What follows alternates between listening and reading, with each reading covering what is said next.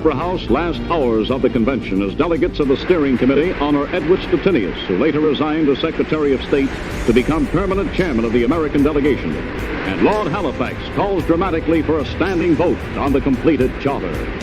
And it is now my duty, my honor and my privilege in the chair to call for a vote on the approval of the Charter of the United Nations. Nation by nation, the delegates stand up for the great new charter they hammered out together. 50 nations standing side by side, unanimous for peace. Since its inception, the United Nations has proceeded to transform the world. The Rio de Janeiro Earth Summit of 1992 has changed the face of sustainable development and has resulted in over 700 voluntary commitments towards environmental protection. Over 45% of the world's children receive their vaccines from the UN. The United Nations Development Fund for Women has seen massive success in ensuring equal rights, political participation, and economic security for women. Over 91 million people around the world receive food and other assistance from the World Food Programme. The initiatives of the UN have seen grand improvement in the nuclear test ban treaties that are still being debated over. Overall, the United Nations has made today's world just a little bit better than yesterday's.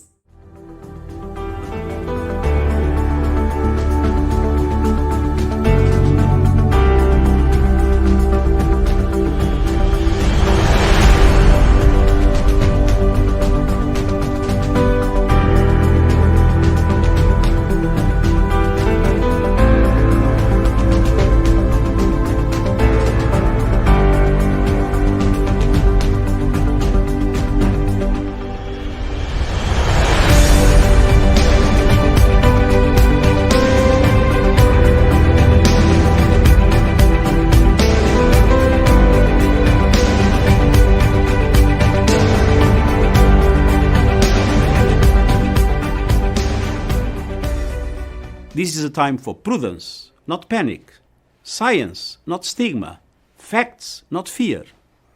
Even though the situation has been classified as a pandemic, it is one we can control.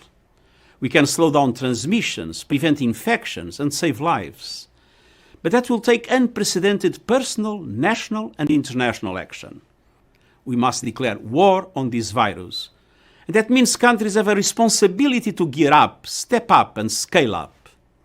By implementing effective containment strategies, by activating and enhancing emergency response systems, by dramatically increasing testing capacity and care for patients, by readying hospitals, ensuring they have the space, supplies, and needed personnel, and by developing life-saving medical interventions.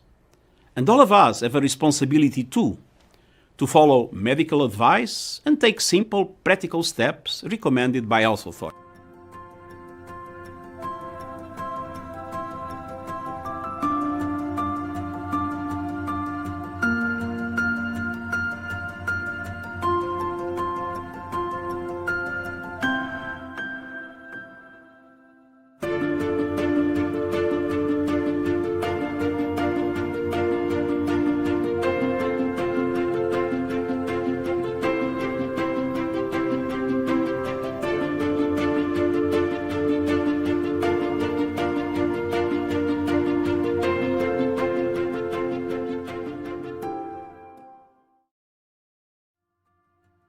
Another way we can provide our support to the United Nations is to comply with their 169 Sustainable Development Goals.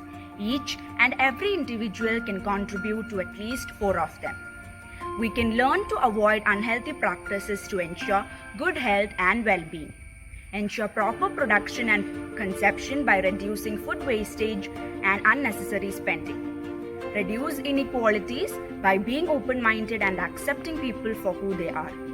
Show our value by contributing to the society and inspire others to do so too, to ensure decent work and economic growth.